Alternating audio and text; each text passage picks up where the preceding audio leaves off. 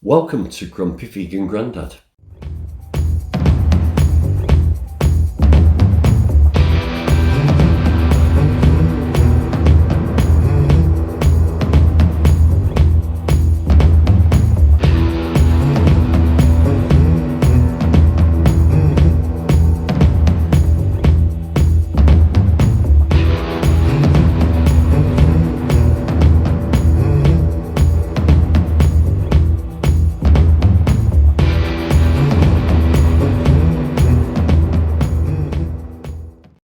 So, a couple of weeks ago, my wife went away with my daughter to Blackpool with my granddaughter and decided to have a few days by the sea. And I decided it was an ideal opportunity to go and have a few days away by myself, to have a think about my life, my veganism, my activism, about everything really. It's been a really busy few years, non-stop, with the acting career, with the veganism, filming Veganville, coming out, creating my YouTube channel, my social media work, everything I've been doing for the animals. It doesn't give you any time to reflect on your life and your future and where you're going. So I thought this is an ideal opportunity for me to sort of get away, kick back, stop all social media and just sort of relax. But obviously I'm a vlogger and I've got my camera and I can't resist filming. So I went to York on the Friday, a couple of weeks ago. Had a day in York, went to the Orchid Restaurant, and oh my God, it was amazing. It's a fully vegan Chinese fusion restaurant, and the food was absolutely amazing. I had duck breast, which actually had a skin on. I don't know how they did it, and I had to call the waitress over and said, "Look, this isn't meat, is it? This isn't, you don't do both." No, all vegan.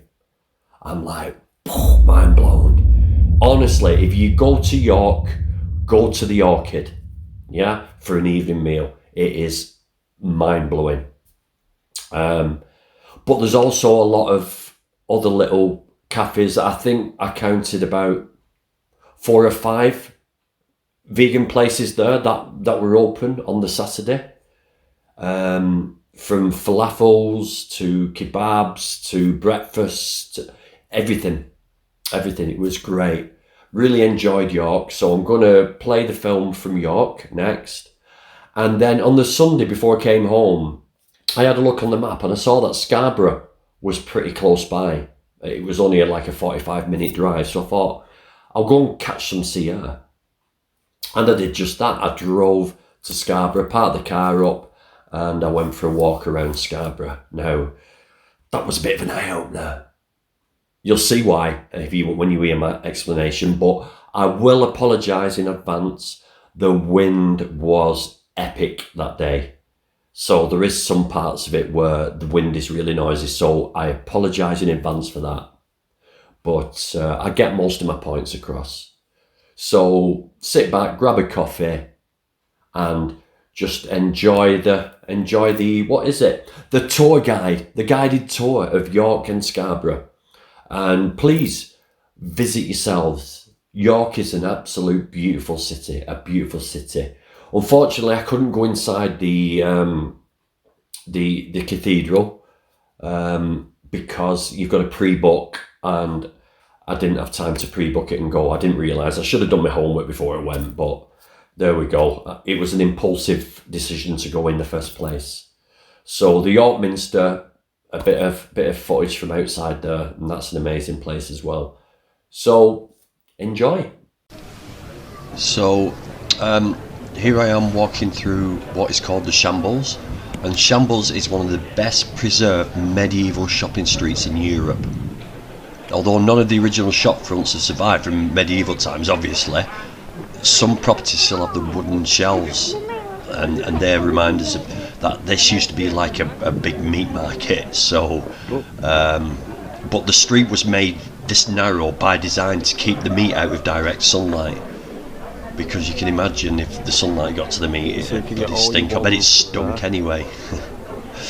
But all the buildings have been restored. Loads of cafes, boutiques, dealers. I mean, here you've got like a Harry Potter wand shop, and the reason for this is they reckon that a lot of Harry Potter fans come because they reckon that the Shambles was the inspiration for Diagon Alley, which is the streets in Harry Potter where all the shops are. The shop that must not be named, and all that is here. The world of wizardry. You can also mix your own portions in the portion shop, but it's a really, really beautiful street.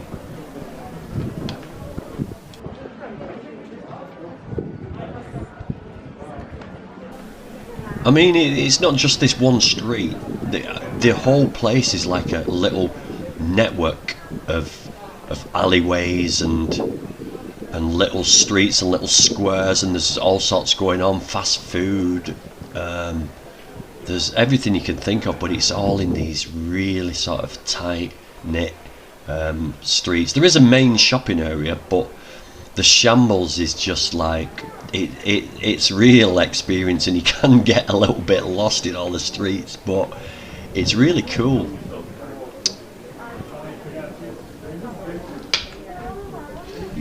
I mean, these buildings are amazing. Just look at the state. It's just like they're all original buildings, timber and brick buildings. But you can imagine, it doesn't take much imagination to imagine what it was like back in the day. You can imagine all the medieval people walking about, and the same hubbub and noise and sounds.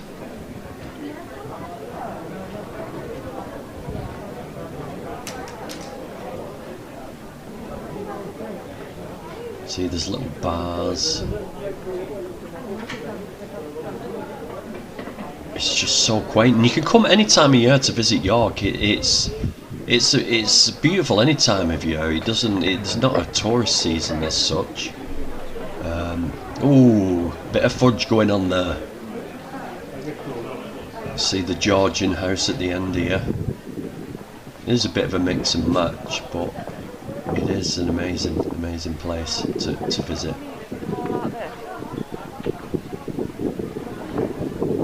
Here's a little plaque about the Shambles. The ancient street of the Butchers of York, mentioned in the Domesday Book of William the Conqueror. It takes its name from the word shammel. Now this is the keep at the centre of York. I'll tell you a little bit more about that. So this is Clifford's Tower, and it's the largest remaining part of York Castle. Once the centre of government for the north of England. This, like York used to be the centre of government, this was like the northern capital. The 11th century timber tower, what was on there originally, was burned down in 1190 after York's Jewish community, who were about 150 strong, were besieged there by a mob and committed mass suicide. Really sort of shady past. But this tower was built in the 13th century, and they say it was probably used as a treasury and probably later as a prison. There's the plaque, remembering the poor Jews of the city. It looks like they've always been all through history. The Jews have been oppressed by the rest of society. It doesn't seem to have ever stopped. But yeah, that's bang in the centre of York.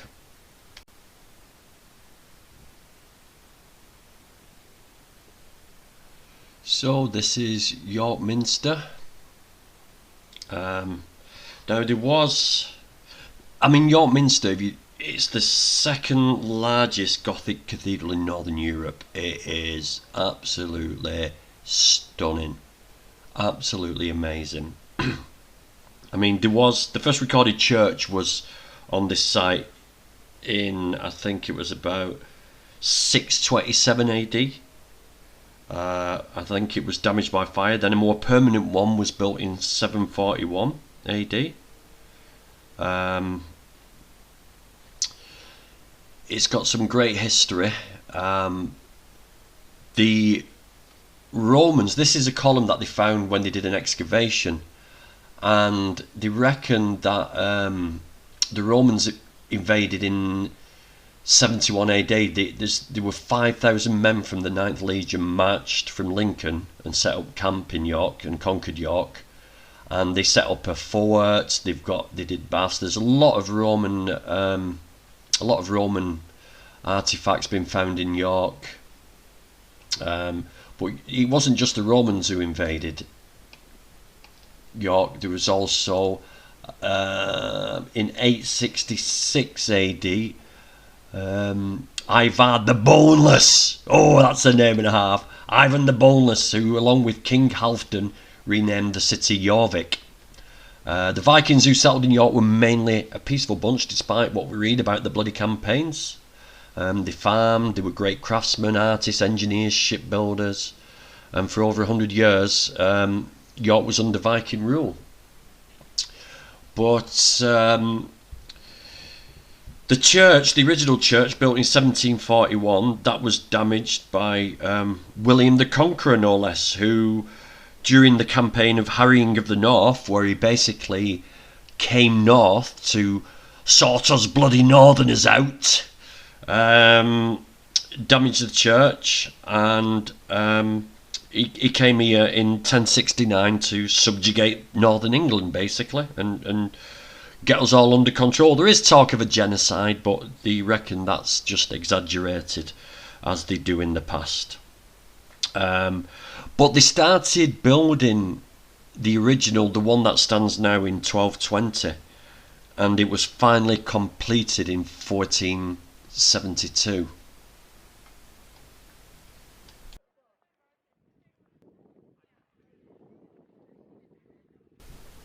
So this is a statue of the Roman Emperor Constantine the Great.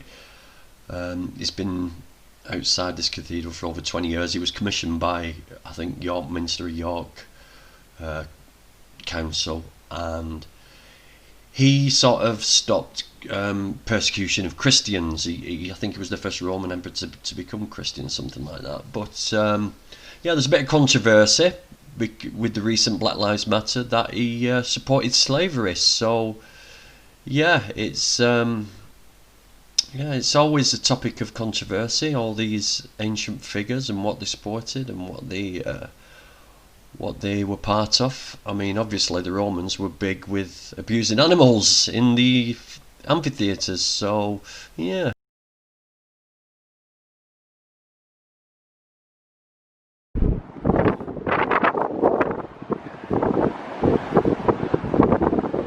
Oh wow, it's a long way down. Down there.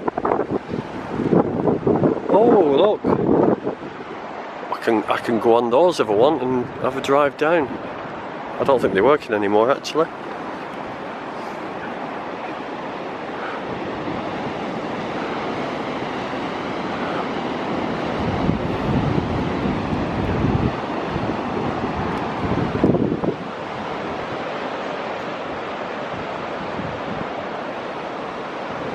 Welcome to Scarborough.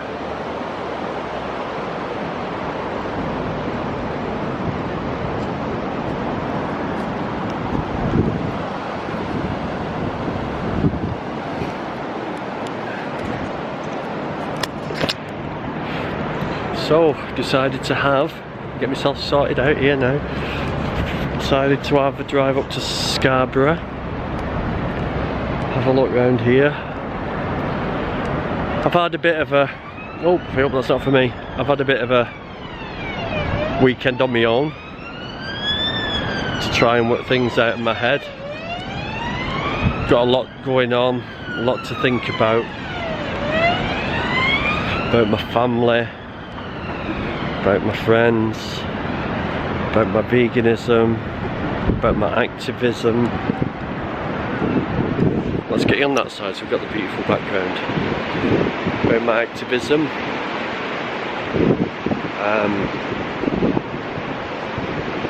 So I've had to take myself out of the loop.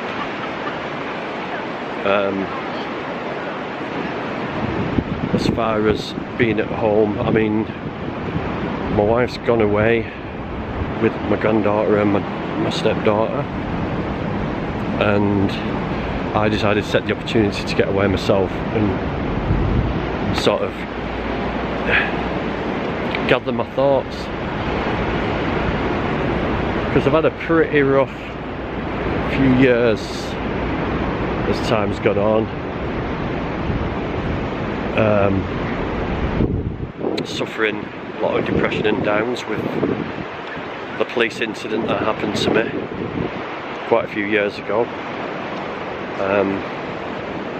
which led to a depression. And later what I found out after talking to somebody is anxiety. Now, I didn't know what anxiety was, but I'll tell you what was happening. I didn't want to go out. I didn't want to go out anywhere. When I did go out to work only, I felt anxious. I got that knotted feeling in the stomach. And yeah, when people said they were coming round, I hoped they wouldn't. When people rang up, I didn't want to answer the phone.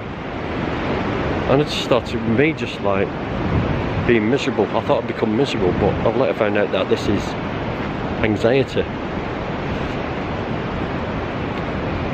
So, and that is literally in the last few weeks. Hey? Yes, sir. How are you? How many subscribers you got? 1.4 now. Oh, wait, So, my dad's got 2,670. I've got 4,900. you're well above me, kid. You're well above me. No problem. What do you vlog about though?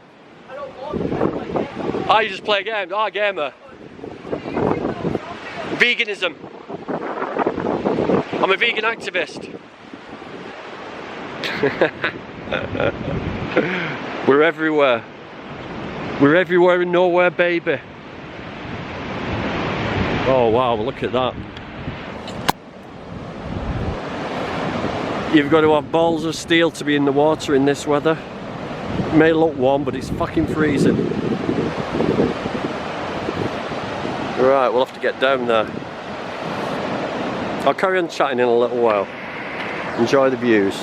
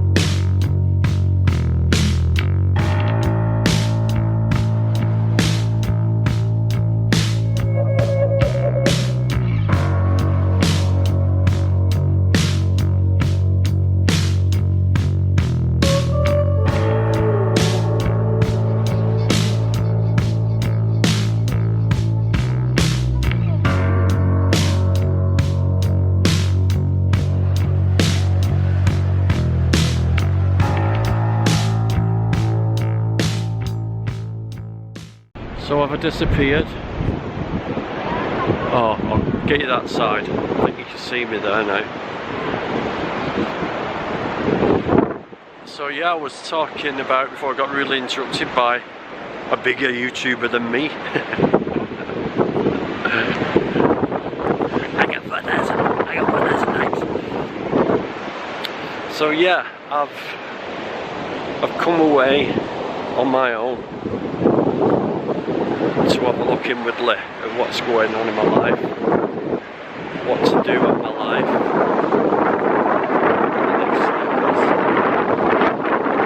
I hope you can hear me. Maybe I should bring it closer. Bring it closer. Get more of the views rather than my overlook. So yeah, I need to reassess my life. What's going forward? Yeah, a lot going on, and I needed this break because with all the activism going on, and it's a bit of a whingy moany video, this, isn't it? A bit of a whingy moany video, but we all need a bit of a whinge and a moan. I hope the wind's not too harsh and you can hardly hear me, but I've got a big gob, so it usually carries well. Big wheel. But yeah, that's all from me. I just thought I'd have a little chat to camera while I'm walking along the beach, contemplating life, where to go, what to do next. The YouTube channel's doing well. I'm going to try and get more content, including this one. But I'm going to keep it personal, what I want you guys to see, what I think. Oh God, what have I just seen? What have I just seen on the beach? Slavery in action. Let me turn the camera around and show you exactly what I mean.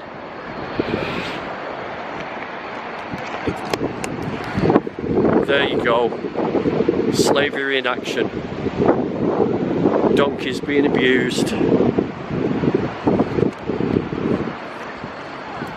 to carry kids on the back. Ridiculous. It's 2021 and we're still abusing animals. What the hell? I thought they'd outlawed this a long time ago.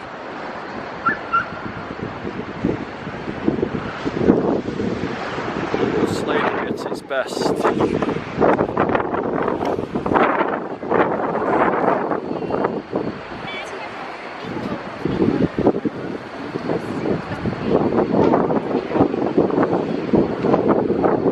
Donkey slaves for the humans.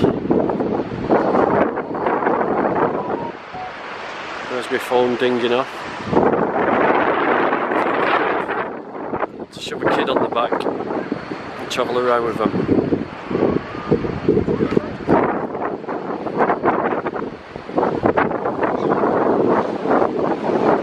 Look at the excited looks on the kid's face. Disgusting.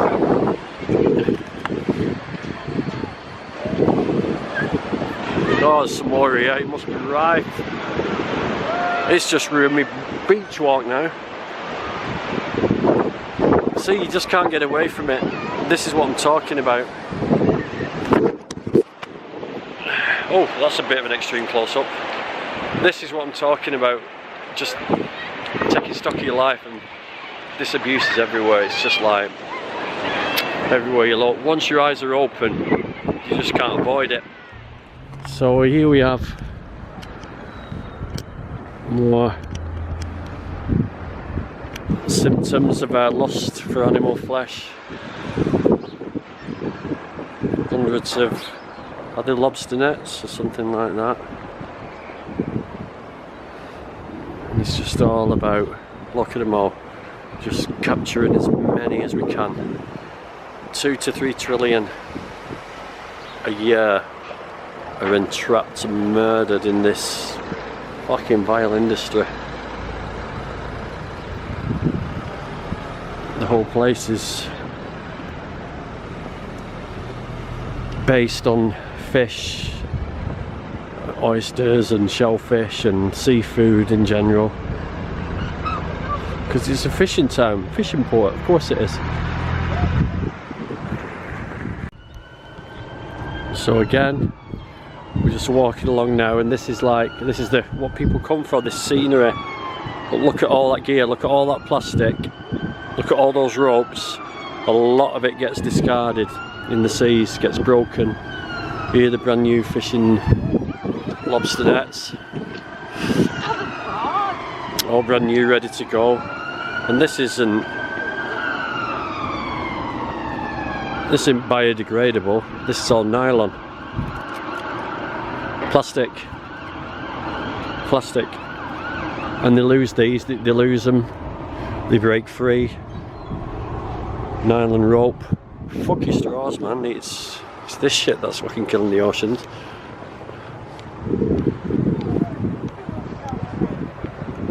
And it's amazing when you open your eyes, you don't see lovely ships, lovely boats. These are out just raping and pillaging the seas. That's all these boats are for. Look, these just go on forever.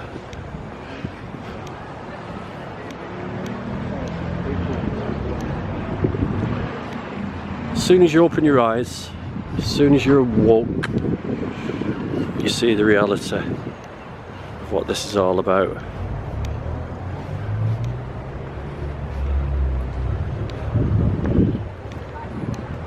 Yeah, the boats are amazing. Of course they are. They're amazing to look at, but look at all this. And this is just one little harbour town. What's this made of? This is all rubber, this is old tyres. That's all old tyres.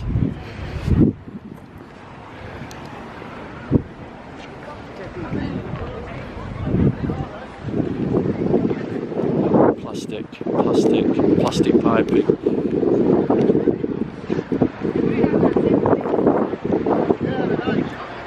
All these nets, tons and tons and tons and tons of nets.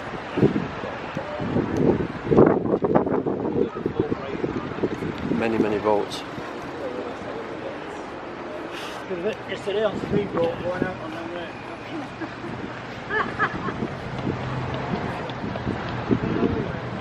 All these boats here.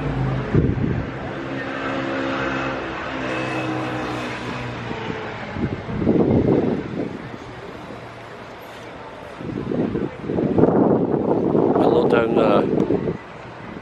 So in the shops here, look what that little girl's got. She's actually got from a toy shop, sold as a toy.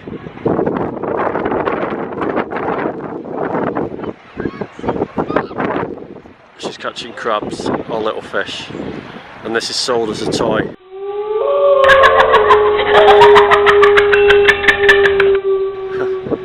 So something as obscure as a little kid's toy is being used to pull living sentient animals from the ocean. It's just like, it's just unreal. And still the nets and lobster pots go on, carry on. More plastic containers that break free, big polystyrene boxes.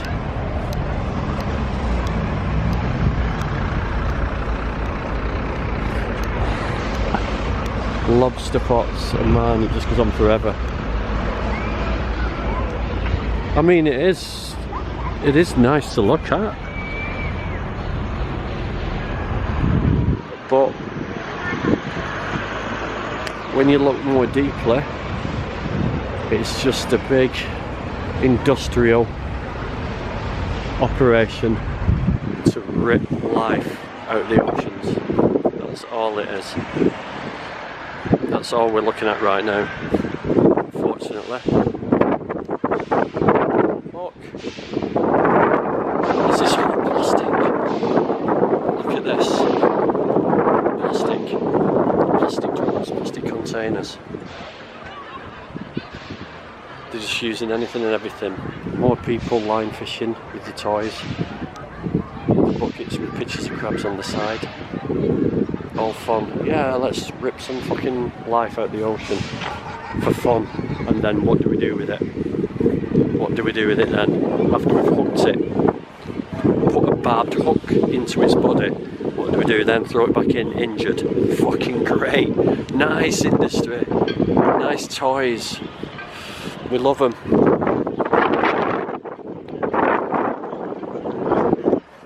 Crabbing equipment sold here. lines, buckets and nets. Crabbing bait available, yeah. Weird. So there we go. Right, that's more like it. A fairground. No one has to die, unless you're in a car that comes away. God forbid it happens, but no animals have to die. And it's pleasurable. It's fun. We don't need to sell fucking buckets and crab bait and crab lines for fun.